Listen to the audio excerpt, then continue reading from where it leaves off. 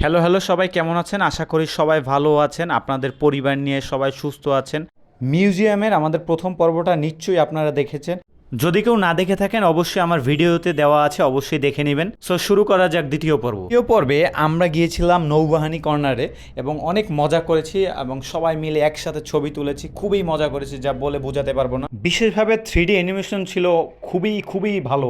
আমরা যত দেখছি তত অবাক হয়ে যাচ্ছি যে কি দেখছি, যে 3D এবং পানি, নীল সাগর, তার মধ্যে মাছ ঘোরাফেরা করছে এবং যা দেখছি সবগুলো মনে হচ্ছে আমার চোখের সামনে ঘটে যাচ্ছে। আমরা পরবর্তীতে যাই যুদ্ধের সময় কি সরঞ্জামগুলো, কি বন্দুকগুলো ব্যবহার করা হতো সেই সেক্টরে। যে সরঞ্জাম এবং বন্দুকগুলো আমরা দেখছিলাম সবগুলোই ছিল আসল। আপনারা দেখতে পাচ্ছেন এখানে বিভিন্ন ধরনের বন্দুকগুলো রাখা হয়েছে। আমাদের সাথে যারা বিদেশি 6 জন ছিল তারা খুবই মনোযোগ দিয়ে দেখছিল, প্রত্যেকটা জিনিস নিখুঁতভাবে দেখছিল, প্রত্যেকটা জিনিস থেকে শিক্ষা নিচ্ছিল এবং বাংলাদেশ সম্পর্কে জানতে পারলো। আমাদের ভাষা আন্দোলনের জন্য পাকিস্তানি হানাদার বাহিনী আমাদের বাঙালিদের উপর যেভাবে নির্যাতন করেছিল তার একটি ফুটেজ ফুটিয়ে তোলা হলো। আপনারা এর আগের ছবিতে এই পতাকা দেখতে পেয়েছেন। তো এই পতাকাটা ছিল 1971 সালের 2রা মার্চের যে প্রথম পতাকা উত্তোলন হয় সেই পতাকাটি। পরবর্তীতে আমরা আসি একটি আর্মির গ্যালারিতে এবং সেখানে কয়েকটি স্ট্যাচু ছিল যারা মনে হচ্ছিল যে গুলি করছে এবং সেই স্ট্যাচু দিয়ে তারা সবাই অভিনয় করে ছবি তুলছিল। সো আমাদের দলে ছিল আপন ভাই, সে আমাদের অভিনয় করে দেখাচ্ছিল যে কিভাবে অভিনয় করতে হবে এবং তার অভিনয়টা খুবই সুন্দর ছিল এবং তার অভিনয় দেখে আমরা সবাই মজা পাচ্ছিলাম এবং খুবই ভালো লাগছিল। এবং আমাদের টিমের সারা ছিল এবং সে খুব সুন্দর অভিনয় করছিল, বাট অভিনয় করতে করতে পড়ে গেছে। তো এটা খুবই মজা ছিল। আবার আমরা কষ্টও পেলাম যে কিভাবে পড়ে গেল, ব্যথা পেয়েছে কিনা, সবাই আমরা একটু চিন্তিত ছিলাম। এবং আপনারা যারা যাবেন অবশ্যই পানির বোতল সাথে নিয়ে যাবেন না এবং লাইটার।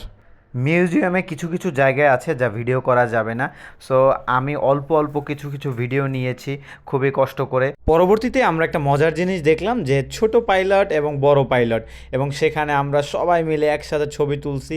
হেনা তুলছে, হান্না তুলছে, সবাই মিলে আমরা যারা গ্রুপে ছিলাম সবাই একসাথে ছবি তুলেছি। বঙ্গবন্ধু মিলিটারি মিউজিয়াম ছিল অনেক বড় এবং আপনি যদি সব কিছু দেখতে চান মিনিমাম আপনার 4 থেকে 5 ঘন্টা সময় লাগবে। সো আমরা প্রায় 3 থেকে 4 ঘন্টা দেখার পর কষ্ট হয়ে যাচ্ছিল, সবাই একসাথে বসেছিলাম। পরবর্তীতে সেনাবাহিনীর একজন বড় কর্মকর্তা বিদেশিদের সাথে কথা বলল, কেমন লাগলো, কি কোথা থেকে এসেছে, বিভিন্ন ধরনের কথা, এবং তাদেরকে থ্যাংক ইউ জানিয়ে এবং আমরা বিদায় নিলাম। আমরা সবাই মিউজিয়াম থেকে বের হয়ে যাচ্ছিলাম। একটা মজার বিষয় কি, আপনি যখন মিউজিয়াম থেকে বের হবেন অবশ্যই ওর পাশেই আপনার মুভি দেখার একটি থিয়েটার রয়েছে, আপনি সেখানে মুভিও দেখতে পারবেন এবং মুভি দেখার জন্য আলাদাভাবে পেমেন্ট করতে হবে আপনাকে। আমরা যারা 16 জন টিমে ছিলাম আমরা দেখার পর সবাই একটা কমেন্ট করেছি, যদি কেউ আমাকে জিজ্ঞেস করে আপনি 10-এ কত দিবেন, তাহলে আমি বলবো 10-এ 10ই দেবো, কারণ ওখানে সবই শিক্ষণীয় বিষয় ছিল। সো দেরি না করে আপনারা অবশ্যই মিউজিয়ামে যাবেন। Thank you so much.